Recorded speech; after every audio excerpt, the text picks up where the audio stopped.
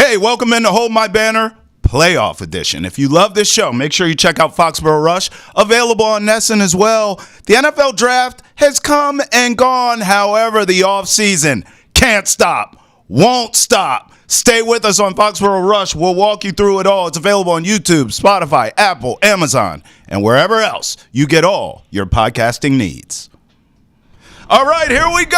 Hold My Banner Playoff Edition, and it feels great. Travis Thomas here with the walking, talking, triple-double. Ante Campbell, what it do, Poppy? Hey, man, I'm just excited. We got more Celtics playoffs. Woo! Hopefully we get some Tatum action again, man. It was a great game, game two. We're going to talk all about that and everything else, NBA playoffs in a second here, so I'm excited. No doubt. You heard me just bring up the NFL Draft. We have NFL Draft. We have NBA playoffs. We have NHL playoffs. What a time to be alive. So let's talk about Magic Celtics game two.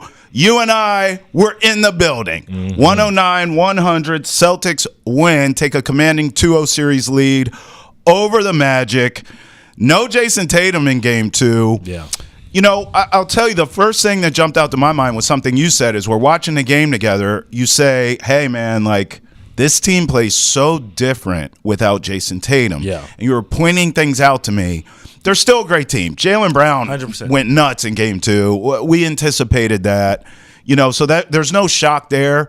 But there's almost I would say controlled, but it's a chaos. It's like a controlled chaos to their offense that it just seems like when Tatum's in the lineup, things are smoother. Is that fair? That's what I observed and what you were pointing out to me. Yeah, that's fair. I mean, he makes them smooth. That's what he is. He has that GQ look to him and that GQ aura that we like to talk about. And so whenever he's in the game, it's just like when he gets the ball, everyone just slows down. Takes a little breath. It was a little bit of a frantic, like, oh, we throw this pass and somebody tips it. And it's like, okay, rushed. we recollect.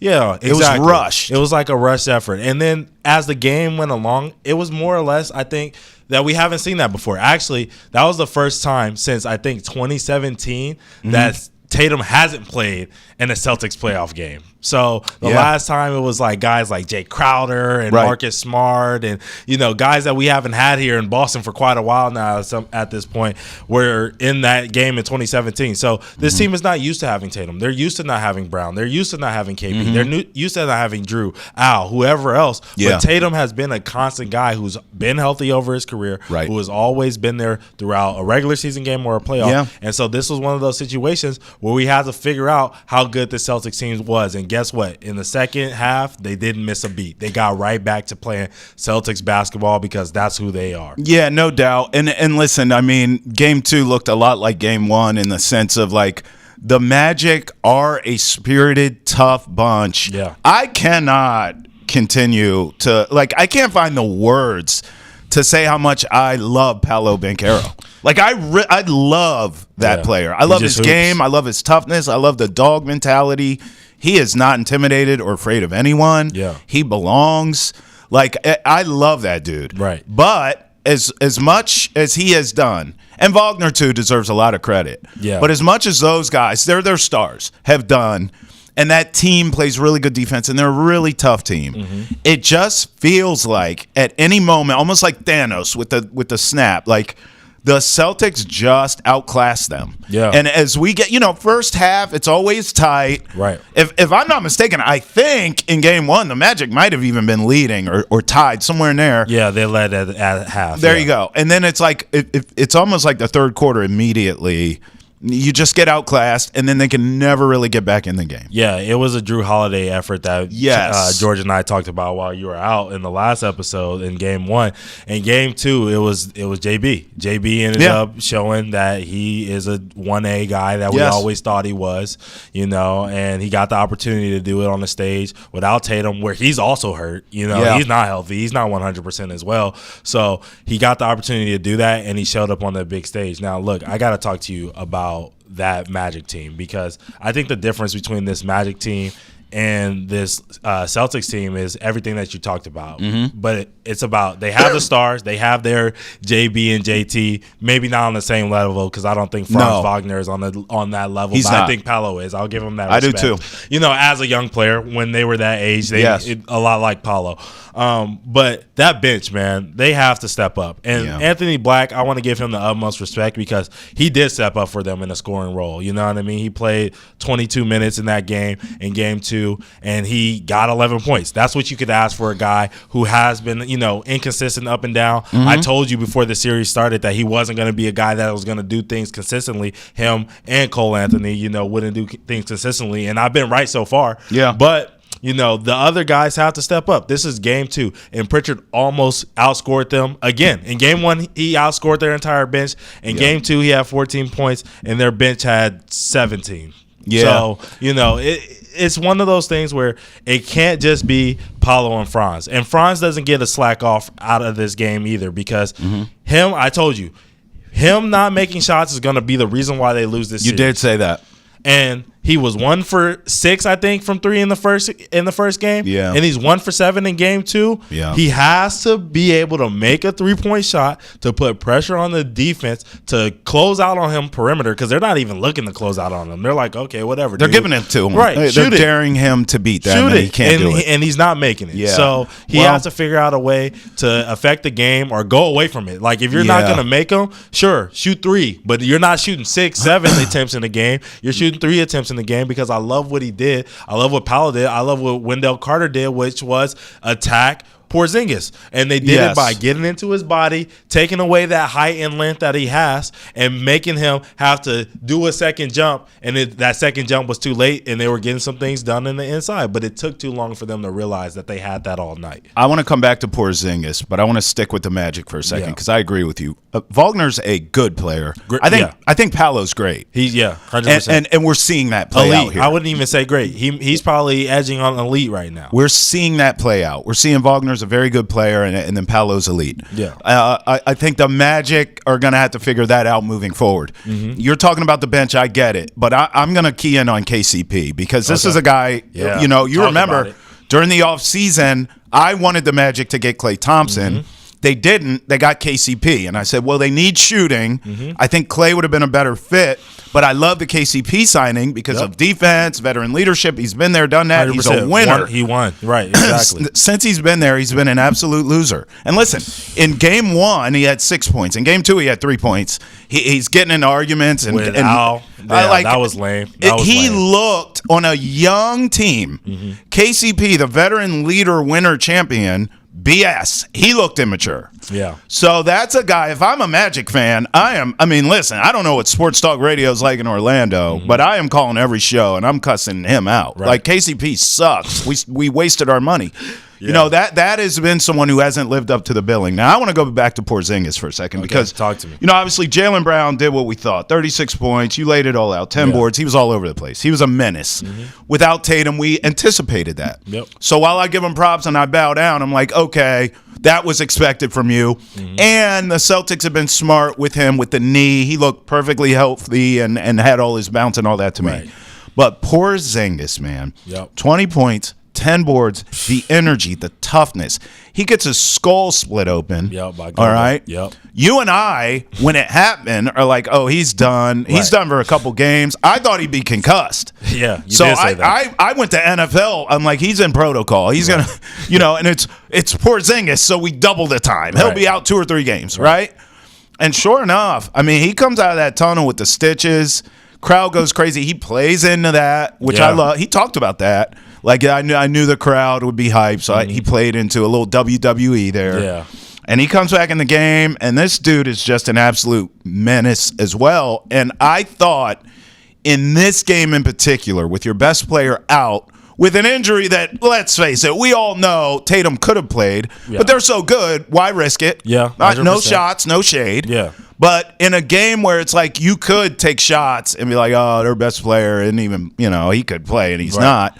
Porzingis showed that grit and that toughness that this team does have. Yeah, he showed that grit and that toughness, and it was like a Paul Pierce moment, like in that 2008 finals. Yes, it's like he goes to the locker room, everyone thinks it's over, it's done, blah blah blah.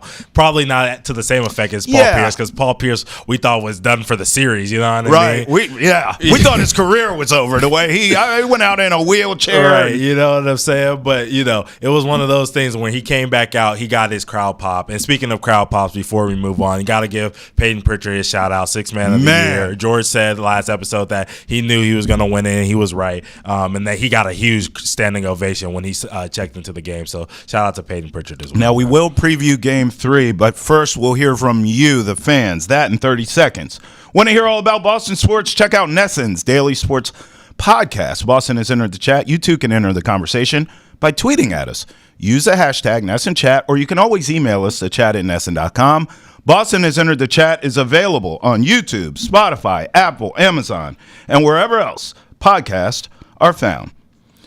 All right, now one of the best parts of doing Hold My Banner, man, Ante and I party together here all the time. And you, the fans, you join the party with us, and we love you for it. But every now and again, we get to go outside and be with you. And we did it right before Game 2, right outside of TD Garden. And as you can imagine, thanks to you, it was epic. Yeah. Take a look. It's Boston Celtics game day! Yo, we're here at Celtics Game 2 against the Magic. I'm Ante Campbell. This is Travis Thomas. We're getting fan comments. Travis, how you feeling? I'm feeling good. I mean, listen, I'm not going to lie. I was going to catch a nap, and then your energy woke me up, and then all the people out here woke me up. Now I'm ready to go. All right, let's go then. Let's go. Let's go, Boston. Let's go. Let's go. Let's go. Cavs got nothing. Let's go, Celtics. Go. Listen, we need y'all. Let's go, Celtics. Let's go, Celtics. Okay, let's go, Celtics. All right, let's start here. Banner 19. How confident are we feeling? How do you guys see this playing out? 100%, baby. 100%. How do you see it playing out? Walk me through it. Sweep the Magic. I don't know who they play next. Sweep 16 now. What? Sweep all the way through? Yep. Cavs ain't it. Okay, so who they play in the finals then? I think they play OKC. Lakers. Oh! Oh, a Lakers Celtics and a Celtics sweep would break the basketball world. That'd be amazing. It would be amazing. It would make my year. Are you guys confident that the Celtics are going to win a championship this year? How confident? Very. 100%. 100%? 100%? All right, so if you guys are so confident, who's the team that scares you the most? Lakers. The Lakers? The Lakers. The Lakers? OKC. Man, I want to talk that talk off the top. Banner 19, how we feeling about it? Oh, it's coming. It's coming to Boston. Let's go. 100% it's coming to Boston. Okay, so you guys feel confident. Let me ask you this now. I don't want to take the air out of the moment, but who's the biggest threat? Like, as you look around in the Eastern Conference, even out west, do you feel like LeBron and Luka, the Thunder, or is there anyone, or the Cavs, as you kind of look at who can push this team, who is it, or is there anyone that can push this team? There's nobody that can push this team. The biggest threat is ourselves. If the only way we lose is if we get injured. We're taking Banner 19 100%. Biggest threat is ourselves. Celtics. Only Celtics. No other team can beat us. 100% the Celtics. How confident you are the Celtics going to win the championship this year? Not even a little bit. I'm all the way confident. All the way confident? All right, so what team scares you the most then? Nobody. All right. So then, who's playing the Celtics or losing to the Celtics since they winning? Who's losing to the Celtics in the final? The Warriors, maybe. It don't matter. They all losing to us. No okay. What? And how many games? 4. All right. Sweepers. All right, let's just cut right to the chase. Celtics are going to win this whole thing all over again, right? Yeah, definitely. So on a scale of 1 to 10 for confidence, is it fair to say we're at a 13? I'm feeling like a 13. I'm feeling like a 13, This yeah. vibe's very 13.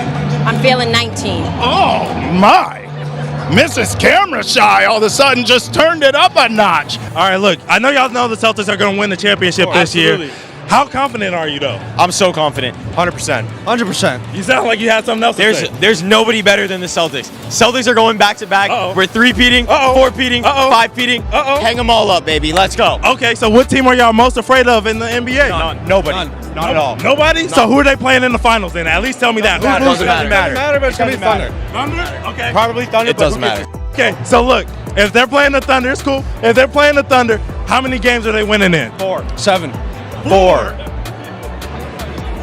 4. You know the Celtics winning the championship. How confident are you, though? Of repeating? Yeah. Pretty confident. Okay. Very confident. Put it on a scale, 1 to 10. You gotta go 9. Actually, you know what? You gotta go 10. 10. Okay, so look, you're not scared of nobody then. Who are you? What team gives you the most fear, though? OKC for sure. OKC. Okay, so look, Celtics, OKC finals. How many games the Celtics winning in? We're winning 4. We're going 7. Sweep. We're going 7. We're going 7. But winning we're 4. Okay, you're going 7, winning 4. I thought you was talking real sweet. Sweet. All right, so look, you got the. Shane's good. Yeah. J-Dub's good. Look. Jets good. Okay. Okay, so with that being said, let's talk the current team. How we feeling about this year? Are we feeling like we're going to get a repeat for a championship? Oh, of course. We're the #1 champion in the league. Why would we disappoint? Yeah. Why would we disappoint? No, This team's amped this year, too. We got this. Okay, you're being quiet over here, which I respect. I understand, but do you feel the same way? Do you feel like this team, from what you've seen, do you feel like they're ready for another championship? I think so. Why do you feel that? I feel like they're doing what they have to do, winning these games, and that's why we're here to see another win. So yeah. You guys are obviously confident that the Celtics are going to win the chip, right? Yeah? How confident are you, though? How confident? Very confident. Very? 10 out of 10. 10 out of 10? Okay. Who are you most afraid of in the league? Timberwolves. Timberwolves, okay. OKC. OKC, all right. So if OKC played the Celtics in the championship, who's winning Finals MVP? Jaylen Brown again. Jaylen Brown. All right. What about Timberwolves? Timberwolves probably Ant. No. Against the Celtics. Peyton Pritchard. Okay. Six man. What's your favorite Peyton Pritchard memory? The half-court buzzer beater against the Mavs. Ooh, that's a good one. All right, man. All right, now you're wearing a Peyton Pritchard jersey here. I must talk to you. He's 6th man of the year. Is he your favorite player? Yeah. Why do you love Peyton Pritchard so much? Tell me. I don't know. I feel like he's the only one that can rock like a bald head or like a buzz cut. Yeah. And he's also like kind of short compared to the other players. So like him shooting threes is kind of like crazy. All right, look, y'all got the Pritch fleece side. You got the Pritch number. Look, you got to show, look, turn around and show him that Pritchard right there. 6th man of the year. Look, what's your favorite Peyton Pritchard memory? Here's Pritchard. He loves these. Half court. Pritchard. He loves these. Half court. Okay. All right, I see what you're rocking. Is Porzingis your favorite guy? Nah, this is just a jersey that my dad got me. I'm on Peyton Pritchard. Pritchard. 6th man of the year. Of the year. Come on now. Come on. Best player on the Celtics. Bro's a dog. Oh, of course. Plays the game the right way. Who's your favorite Celtic? Xavier Tillman. Thank you and good night. No one has ever said that in the history of the world. Who's really your favorite? That's not your favorite Celtic. Okay, let's talk about memories. Do you have any Celtics memories? Have you been a Celtic fan your whole life? Look at this. Let's talk. Talk to me. I was here when they won the 08. Yeah, I was here. I was in that building last game when they beat the crap out of the Lakers. I walked out of there, looked like I walked out of a club at 2 a.m. from Boston. I had no voice. I was completely sore, but it was well worth it. All right, now give me some memories. I know you're young, but you guys have some Celtics memories. I was there at the Celtics parade when they brought out the trophy. I saw Porzingis and Pritchard walking to their apartment, so that was actually pretty cool. Come on! I also met Lucky at the pizza place over there. Yeah. It was really cool. I took a picture with them, so it was chill. Okay, all right. Well, let's talk some memories now. I mean, you guys are young guys. What's a memory of this team that comes to your mind? Like, what's your favorite Celtics memory, you would say? Isaiah Thomas, of course, one of my favorite players growing up. And my most recent one is Jayson Tatum dunking over LeBron in Game 6 against the Cavs. That was a special game. I was going to say JT dunking on LeBron, but I'll say the Derek White tip-in in Miami to force a Game 7 after being down 3-0. We didn't pull it out, but that I remember going crazy. And the Peyton Pritchard half-court shot also. Yeah. Bro, Pritchard is a menace, bro. 6th man of the year. He is balling. Yeah, 100%. That's the guy. What do you like about Peyton Pritchard? I love like how he's just one of the guys. You know what I'm saying? He's undersized, but like still, he gives 100% effort out on that court. No matter what, he'll go out there, he'll do his thing. Okay, look, you got the old school Larry Bird All-Star jersey on right now. Yes, sir. But who's your favorite current Celtic? I'm gonna shout out to Morgan for this because he put me onto this because this is his. But my favorite all-time Celtic right now, I would probably say Jaylen Brown. Oh, Jaylen Brown. I love how he grinded from the bottom. Yeah. I love how he got out of the mud. Yeah. That's my guy. All right, so look, I know JB be on the fashion. He have all his businesses and all that type of stuff. But if you got to hang out with him for 24 hours, what are y'all doing? 24 hours? Yeah. Man, I would love to go to some fashion shows. Okay. Check out some museums, interior design museums, some architecture. Yeah. And then, for sure, check out a concert, show. I like to be spontaneous, do whatever. All right, let's start here. We're all fans here. It's a sea of green. How long have you been a Celtics fan? God, since I was a child. I grew up in Boston, so that's the heart right here, you know? I have to imagine you have a lot of Celtics memories in your life in general, right?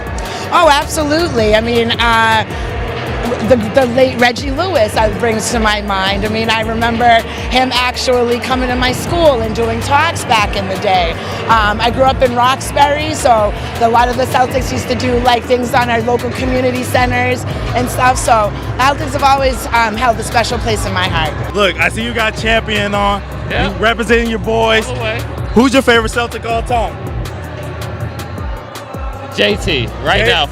Okay, so look, if you had 24 hours with Jayson Tatum, you get to hang out, what would you do with him, bro? Probably go sneaker shopping. You like Jordans? I like Jordans. Okay, what's your favorite pair of Jordans? Damn, I'm not good with the numbers. Okay. All right, so look, you rocking Lucky on yo, but I don't see anything on the back. Who's your favorite Celtic? Tatum, of course. Okay, so Been down look, with Tatum for a minute. you got to hang out with Tatum for 24 hours, bro. What are y'all doing? I gotta get in the gym with him, see his work ethic. Okay. After that, probably go to the bar, relax, see what his lifestyle is. You know what I mean? Okay, yeah, you know he's GQ, so you gotta live GQ just like him. I understand that. Who's your favorite current Celtic on the team? Porzingis. Why? I don't know. I think it's just because we're both tall. I find like a similarity with it. Yeah. You have game like him too, right? Yeah. Who's your favorite Celtic? My favorite Celtic of all time is Paul Pierce. Right now on the team, who do you like? Right now, it's Tatum. It's Tatum. Tatum is my ride or die right now.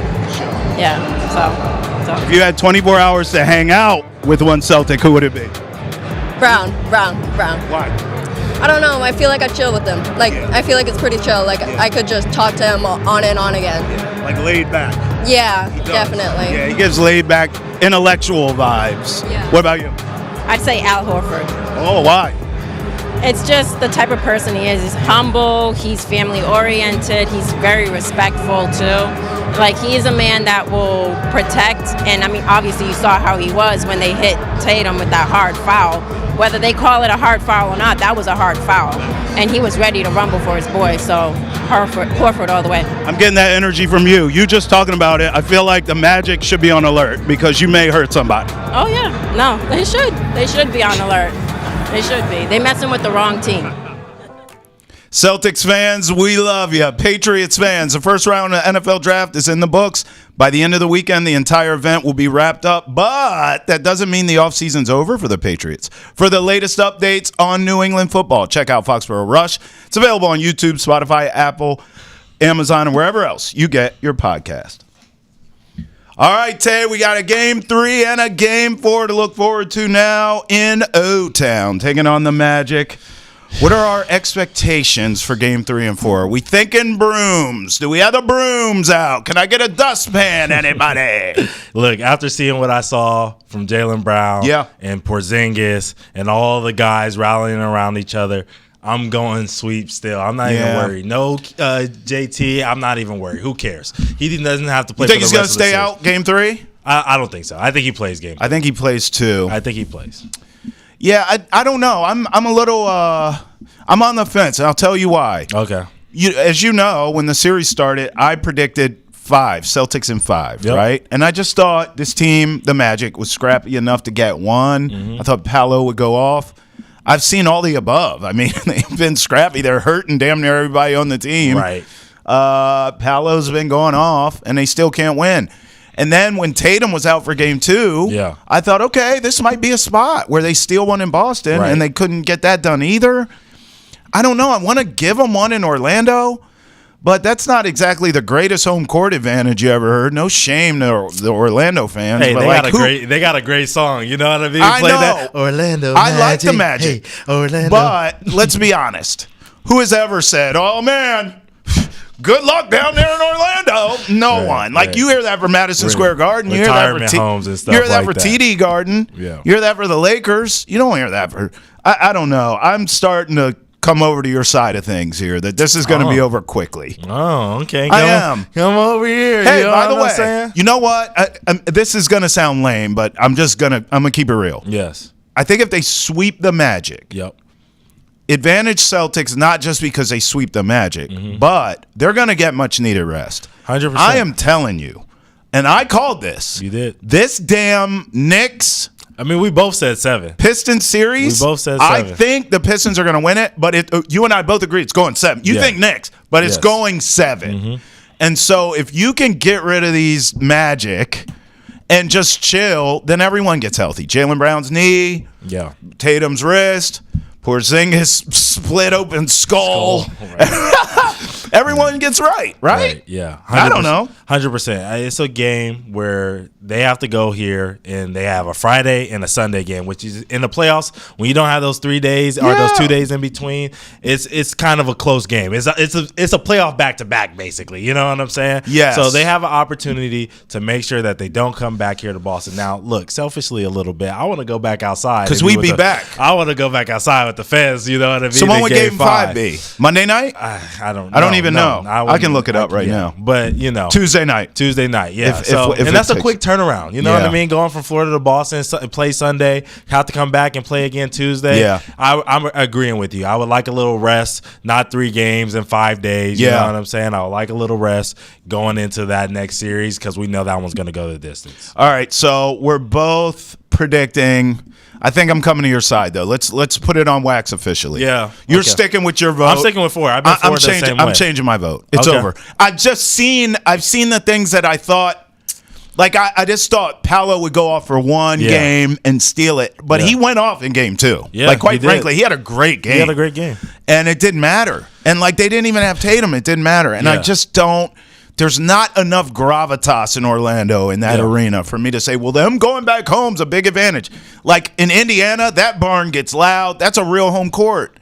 Yeah. This is not. I'm sorry. No. I think it's a sweep. And then here's the thing, too. If the Celtics win game 3 tonight, then there's no game. They're closing game 4. Yeah, they're closing. They're a closing team. They're not closing. a team. I know what happened with the Mavericks last year. You know, they ended up winning game 4, and it's that was a good team. Whatever. It's a good team. It was a different team, and they also had a Luka Doncic. That's what I mean. You know what I mean? That was a real threat. This and Dallas does have some more life in their arena. So I'm gonna say if this they win game 3, the Celtics, then it's over in 4 for I sure. agree. Let's not waste any more time. That's a sweep. This series is over. Let's talk Pacers Bucks. Okay. That series is over too, and I was completely wrong. Okay, and that's fine because my big picture is correct. That Giannis is he's got to be tired of this. Yeah. Now, let me give the Bucks before you move on. Yeah, I'm surprised that you're admitting that you're wrong. Bro, what am I supposed to do? Is this growth? Is this growth? No, it's not. It's watching the games. Like I think you texted me after game 1. Yeah, and you were like, "Your prediction's in trouble," and I was like, "No, my prediction's over." Like I knew after game. Yes. So you overreacted to game 1 that. like that? No, I didn't. And I said Dame might be back. It doesn't matter. This is where I want to go. And he here. was back. Stay with me. Walk with me. Okay. I want to first address Bucks fans so they don't come for me in the comments. Yeah. Because I actually love, you know this. Right. My best friend lives in Milwaukee. I've been to Brewers games. I've been to Bucks games. I've been to Packers games, Wisconsin games. I love the area. I love cheese curds. I love spotted cow beer. Who doesn't love cheese curds? I'm basically an East Coast Wisconsin guy. Like I'm an honorary Wisconsin dude. With that being said, because I love their fans. Yep. You're going to lose Giannis. You are. And I know it's been all about loyalty and all about this.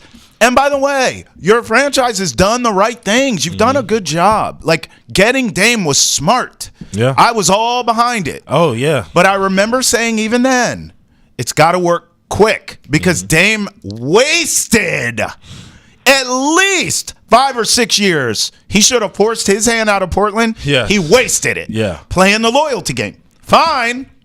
Now you go to Milwaukee, and it hasn't worked, and it's not going to work. It doesn't work. Yeah. Giannis is not going to stick around and wait for them to figure it out again. It's not going to happen. You're not a destination place where free agents want to go.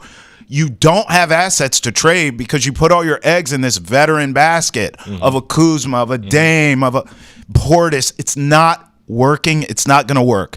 Move Giannis. Start your rebuild. Giannis wants to go to a contender. You owe it to him to do that. I think this is the end of the Bucks. I think he'll win a game because he's that good. He'll do something. They will lose in 5.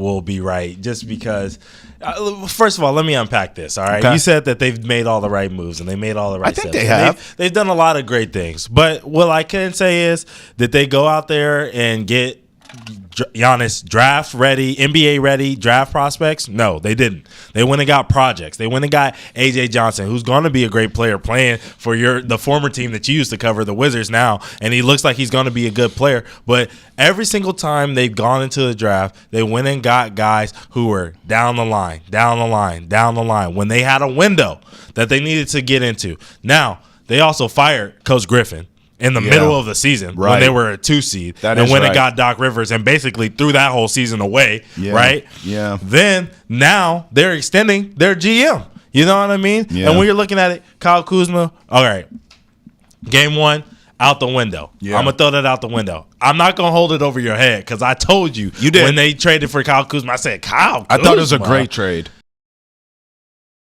He showed up in game 2. He did. But here's the thing. None of those other guys showed up for them in this series. Yeah. And that's a problem, bro. Yeah. Dame, okay, I can't blame him. He's not healthy, whatever. You know what Bobby Portis is going to do. He's going to do what he does. You know what Giannis is going to do. He's going to do what he does. Kuzma had a better game. But the other role players needed to step up in this series, and they just haven't done that. And that's why I have to point to the fact that, no, the GM hasn't done a good job. The ownership hasn't done a good job because the fact that it took this long to pair, and also the fact that they let Drew walk. Right. And he's winning championships here in Boston. That's crazy. And they took forever to get rid of Chris Middleton. Sure he did. was washed when they won a championship. Sure did. So, they've been slow to the grind, and now they felt the pressure, and they went and got Dame, and I'll give them respect for trying, and that's a top 75 player all time, so they tried, and that was a good attempt. It was. But it just didn't work out. It didn't work out, and it's not going to work. What you need to do now, I think the most important part for the Bucks is to recognize that it didn't work, and it won't. This is a problem some of these teams make, like the Suns come to mind. All right. Where it's like it doesn't work for a season, and you think, I know, let's run it back. Yeah. No.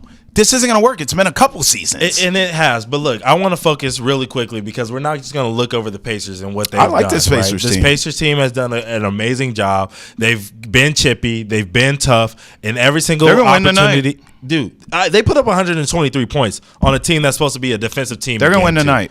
This is the problem, right? Like the Bucks are supposed to be a defensive team, and they let up 123 points, right? And they let every single one of their guys eat. Oh, Pascal, you want to eat? Cool. Tyrese, what the hell he burden?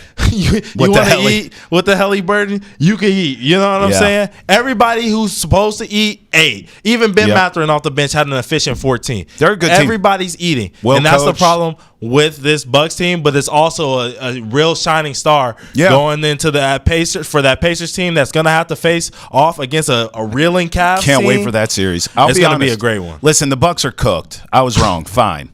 But I will tell you what, the Cavs, I still believe in them, and I think they'll be in the Eastern Conference Finals against the Celtics. Yes. But they have to walk through hell with gasoline draws on playing that Pacer team. Yes, they did. That might go 7. And by the way, they could lose. Like the Pacers could win that series. Yeah. So that series will tell me everything I need to know about the Cavaliers and if they're real deal Holyfield. From Simone Biles to Caitlin Clark to all the top stories in sports, we've got you covered on Nesson's Women in Sports podcast, Respect Her Game. You can find it on YouTube, Spotify, Apple, Amazon, and wherever else you get all your podcasts. All right, Tay, let's go out west, y'all. Okay. Lakers at the Timberwolves, game 3. Series split 1-1, headed to Minnesota. Game 2 looked a lot different than Game 1. I mean, Game 1, Lakers were flat. Anthony Edwards was S-talking. And then Game 2, it was like LeBron said, wait a minute now. LeBron was all over the place. He looked like the best player on the floor at times to me on both teams. And then Luka was Luka. And it just looked like a much – you know what? I tell you what I admire about the Lakers that I noticed in Game 2. Yep. I didn't hit the panic button, but I was very concerned after Game 1, and I was thinking, like, oh, man, maybe this Lakers team isn't as good as I thought, because I told you I would not be shocked if it's Lakers Celtics in the finals. Right. And I know you would be. So I'm watching Game 1. I'm like, damn, Tay might have been right with this. In Game 2, I was really pleasantly surprised with the Lakers' poise. I mean, Luka and LeBron, as great as they are, they're still new together. Yeah, 100%. JJ Redick's new on the job. Yep. So it would have been easy to kind of have a little panic to them, and they did not. They came out, it was just like, yeah, Game 1 was a fluke. Watch this. Yeah. That was a Lakers team I think we'll see beyond, now till beyond in this series. Yeah. I think. Look, what I liked about this series, or at least in Game 2, what I saw was JJ Redick keeping these guys accountable and holding these guys accountable. He's a good coach. That's really been the biggest challenge, right? For these NBA coaches, LeBron's had a lot of young guys, especially when he's been in his Lakers tenure and all this other stuff. It's been a lot of guys who are passive, who won't hold LeBron James accountable. Finally, he got a guy who he played against, you know what I mean? Not to say that he didn't play against Darvin Ham, but he did. That was a long time ago. Sure. But, recently removed from the NBA and looks at LeBron as a guy that used to stand across from me. You know what I mean? Just another guy that used to stand across from me. Not the, King James and all this other stuff. So they go into a timeout, and LeBron's on the court, and they're not doing what they're supposed to do. He calls the timeout, JJ Redick, and he's laying in the dudes. He is. What are we doing? Da-da-da-da-da-da. That's the type of energy that the Lakers needed. That's the type of energy that's going to get them as far as they think they can go. You know what I mean? I don't think they can get there. I still, think they're getting bounced in the next round if they don't make it out of this one. Even if it's the Rockets? If it's Rockets, Lakers, would you take the Rockets? No, I wouldn't. I would take the Lakers. Okay. It's not going to be the Rockets, though. We'll talk about them in a second. But we'll talk about them in a second. But it's one of those things where you look at this game, and it's the same thing that I said for the last game. When you have Julius Randle finally playoff rising, because he has been one of the worst playoff basketball players in the NBA's history when he was with the Knicks in those playoff runs that he made with them. But he's finally rising, actually playing well this game. You have Anthony Edwards, who's finally, doing what he does. He's getting a little confused with the antics, right? The antics kind of take away. If he doesn't have the antics, he's not playing as hard, but he still played really hard in Game 2, right? And then you have Naz Reid, who has been a consistent basket for them. Didn't really do too much awe-inspiring in Game 2, but he was decent, right? Yep. Where you at, Rudy Gobert? Where you at, Mike Conley? You have to show up and help this team. The fact that they shot 20% from three after lighting it up in Game 1 just shows that they didn't make the adjustments. Guys who weren't relied on to make shots throughout the season didn't come out and make shots in this game, and it has everything to do with the fact that their coaching needs to be a little bit better, their swaps need to be a little better, and their players need to understand that Anthony Edwards is the target. Julius Randle is the target. And if they hit their marks and we don't, we failed them. And we have to go home knowing that every single game. Yeah, I think those are great points. This feels very much like Lakers in 6 to me. It really does.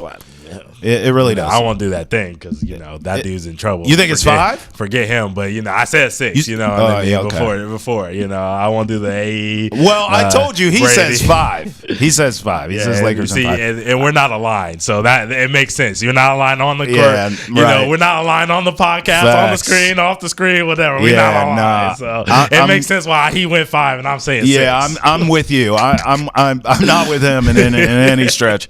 I'm Lakers in 6 as well. The Timberwolves have to figure out how to build around Anthony Edwards. Yeah. They're another team that's trying to figure it out, and they've done a really solid job, but you got to find the right combos. I think a lot of this stuff is shooting. I don't understand. Just put shooters around him. He can shoot. He can slash. Give him shooters. But they gave him a shooter. They've given him big men out the yin-yang. But I also did tell you before this started, I was like, Dante DiVincenzo was supposed to be a good shooter or whatever. He's not showing up. They traded for him. I don't know. He still feels like he's in his feelings for the Knicks or whatever they did to him. You know what I mean? And Mike Conley was going to be the X factor in this series. Yeah. Who he was going to guard and if he was going to make shots and be able to be an important part of this team. He hasn't done that so far. It didn't really matter too much in game 1. He didn't have a bad game, but game 2 he had a bad game and they got smacked. Well, I'll say this before we move on to the Rockets and the Warriors. I'm looking at the bracket as you and I speak. Yeah. You have Lakers at 3 against Timberwolves at 6 that we're talking about. You have Rockets at 2, Warriors at 7 that we're about to talk about. Yeah. I just realized in talking this out to you and then looking at this visually, I could care less about Thunder and Grizzlies and Nuggets and Clippers from the sense that I just feel like those series have been bored. They've bored me. Is it because I care more about these teams we're talking about? Is it because I care more about the Lakers and the Rockets and Steph Curry? I don't care about the Thunder Grizzlies series. Like, that series is already over. Yeah. Now, Nuggets Clippers has been entertaining basketball. Okay. But I was about to say, I don't care who wins it. Like, I don't believe in – that's what it is. Talking this out just did it. Now I understand. I don't believe in the Timberwolves. I do in the Lakers. I believe in whoever wins the Warriors-Rockets, right? Mm-hmm. I don't believe in your Thunder, and I damn sure don't believe in the Nuggets or the Clippers. That's what it is. What don't you believe in the Thunder for? That's what it is. They steamrolled. I know. They're steamrolled. They're like killing you can the only Grizzlies. beat who's in front of you. They are killing Are the Grizzlies lowly? Yeah. But they're not letting them breathe. No, they're not. Well, on the other end, with the Cavs, struggling in game 2 against the Heat, an 8 seed, and it's the Heat culture, all this other stuff. But they're doing their job. They're beating the butts of who are in front of them. And they did it without Shea playing a good game in game 1. Yeah. Can you put this in your notes for the next show? Yeah. When we do our game time segment. Yeah. Can we rank the series in order of interest? Okay. Because I would probably put Thunder Grizzlies under the game. I would have the game and then 6 feet of dirt and then Thunder Grizzlies. That's fair. That's how it just doesn't even register. We can do that. I'm a hater. I don't know why. But I'm a little bit of a hater of the Thunder. We can do that. We can talk about it. All right, fair enough. All right, let's move on to the series I care about. Rockets, Warriors. Oh, I was so nervous coming into this series. I want to know parts of Stephon Wardell Curry. Sure enough, these Rockets, I tried to told you. You tried to tell me. Are grimy, gritty, rough, tough. They don't mess around, bro. Yeah. I mean, listen, Jimmy Butler, that man never gets hurt. It's too rough out there for that boy. All right, no, hold on. It's too rough out there for that boy. No. It's too rough out there. Now Jimmy Butler's hurt. Hey, I'm telling you. Hey, I'm not letting you do that I'm right telling now. you. I'm not letting you do that. Don't let these Rockets mess around. No, I'm not letting you do that. First of all, I had talked to a bunch of hoop heads. I'm always in contact with my boys. What my they boys saying? are all over the league. What they say about my professional Rockets? basketball, all this other stuff. What they say about my Rockets? I got people from H-Town holding it down. Yeah. You know what I'm saying? Already. All of that. And I have never in a professional basketball game seen anybody do what Amin Thompson did to Jimmy that was Butler. wild. That was insane. The fact that he didn't get kicked out of that game, that was wild, bro. It's rules to this basketball stuff, bro. And maybe he got chipped in the back a little bit or something like that. But you don't do that. He's a strong kid. You do not go under somebody who is vertical in the air going to get a rebound. You don't do that. Yeah. That is rule number 1, right? Yeah. It was a reason that people, maybe it's karma. Maybe it's karma for Zaza Pachulia running under Kawhi Leonard in that Spurs Warriors series back in the day that everybody remembers. Maybe it was karma for that. But everyone knows the visceral that Spurs fans and NBA fans had for that action. So people for not to stand up for Jimmy Butler in this situation is crazy. Yeah, that's a fact. It's crazy. Because you know what? And he's the type of cat. If that happens to Draymond or Steph or whoever on that team, he's coming to the aid, bro. Right. Like he's about that action. Right. No one did that for him. Right. And that's a good point. And I'm not even seeing the discourse online. Like people should be. I understand. Where's Draymond at? Jimmy doesn't have his fans. I understand people are Where's upset Draymond? about it. He lives for those moments. It was one of those things where people should have been getting kicked out the game. Yeah. Whoever, Warriors teammates, Rockets teammates, it should have been a real fight. And I know these two teams are chippy and they already don't like each other and they went at it. But I can't go for Jimmy Butler's just out. Nah, that was messed up. Dog. It was messed up. It was messed up. But he's out. And I'm going to tell you something. He's going to I think he can miss a few games, but for sure he's going to miss at least one. Yeah.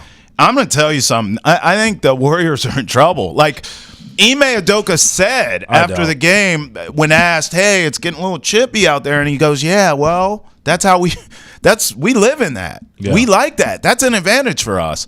I'm telling you, bro, this Rockets team, I saw it during the regular season. Yeah. They played like this. And I knew that would there were two teams, one in the East, one in the West, whose style I said would translate in the playoffs. Well, I guess three, because I gave the Cavs their props too. I'll throw the Cavs in there. But it was the Cavs, Pistons, and the Rockets. And all three of them, here they are. Now, you predicted a Pistons playoff run. You predicted this would be a playoff team. But the style in which they play, once I saw, okay, Ante's right, this will be a playoff team, that style translates. Yes. Cavs are very physical. Translates. For the record, the Magic are too. They don't have the horses. They don't have the offensive. They're limited offensively. Yeah. So it doesn't really work. But the Rockets do. They have enough young bodies. They are athletic enough. They are long and lean enough. This team is hellacious. Yeah. And if they can beat the Warriors, Ante. That's a big if. Oh, it is. But the confidence you could take from that series, especially if you have to play the OG in LeBron and Luka, you're going to need it. And this team can go to the finals. Yeah. I'm telling you. Yeah. They are the real deal. I'm not saying they can win it all, but I think they can win the West. Here's the thing. One thing that I know about Jimmy Butler is if he can play, it's tough. He's going to play. Yeah. He is tough as nails. I think he misses a game. And he's one of those guys when you invest in him, he's all in for you. And he will sacrifice his body, his health, his mind to do whatever it takes to help your team win. If he does return to this series anytime soon, Pods, sick. Two guys that they really depended on in game one had, Jimmy and Pods and Moses Moody really closed out that game in game one. You know what I'm saying? So two of those three guys were out of most of this game. And guess what? The Warriors got smacked. They did. They got boat raced. But at the same time, you're looking at a Fred VanVleet who has not showed up to this series yet. Tari Eason had a great game. Yeah. Jalen Green had almost 40, 39. He's not going to do that on a consistent basis. Right. And you're saying that the two Warriors guys that were really big for them, obviously Steph did what he did in game one. But on top of what Steph did, those two of those three were doing some great things for them, are out. Of course they were going to lose game two. I'm not overreacting to this. No, you're not. I said that the Warriors are going to win this in the longer series. You did. You said the Rockets in the longer series. Yep. This is just one of those moments. They lost a game. They're going back to Golden State, who has a real home court.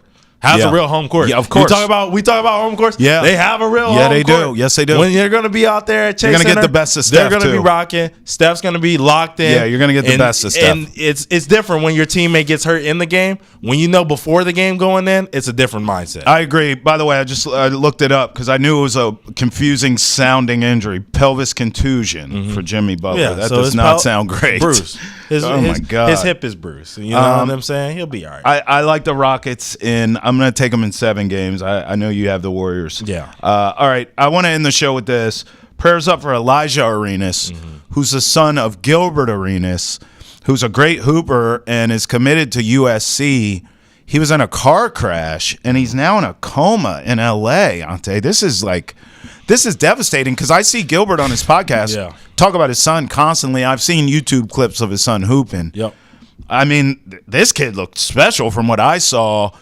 Obviously the human element is like prayers up, like pull through this, number one. But then number two, will you be able to come back and regain and like be the same player and regain your young budding career? Like all this is just It's devastating across the board to me. Yeah, it is. The last update that I heard as we're recording this is that he is in stable condition. Good, no thank broken God. bones. So that is a good thing to note for him. Good. It's one of those situations where I got nervous when I saw Me too. the tweet come across my timeline. And it's because, being here in Boston especially, thinking of the Brockton kid, thinking of Terrence Clark, Yeah. you know what I mean? Dealing with a similar thing. His was a little bit later after he finished his first year at Kentucky getting ready for the NBA draft, which Alijah, I believe, if he makes it through this healthy, will have the opportunity to do so next year and make it through the NBA draft. So this was one of those situations where I immediately was like, just fearful. You know what I mean? Especially watching Celtic City as we're watching this. You know what I mean? Seeing all of the tragedies that happen here in Boston as well. Yep. It's one of those situations that brings you back to real life. And, even, it was one of those things where I saw the aftermath of like what the car looked like. And, that just hurt me to my soul, So I'm praying for this young kid. Woo. I hope that he gets well. I want to see him do well. I've heard nothing but good things. Being from Los Angeles, I have some people. He played for the same AAU team that I played for growing up, so I have people, around them and around that circle, and I've heard nothing but great things about that kid. His dad can have the antics, but he's not his dad. He's him, and he's been a great light in this world, and I hope he continues to be able to do that and put on a show on the basketball court. Well said, my friend. Amen. Hopefully there's lessons he can draw from this about just how precious life is, and he comes back, like you said, healthy and even stronger. Hey, for Travis Thomas and Ante Campbell, this has been Hold My Banner. Come on, Celtics. We need that banner 19, baby. Let's get it. Let's get it. We'll see you next time. Peace. Deuces.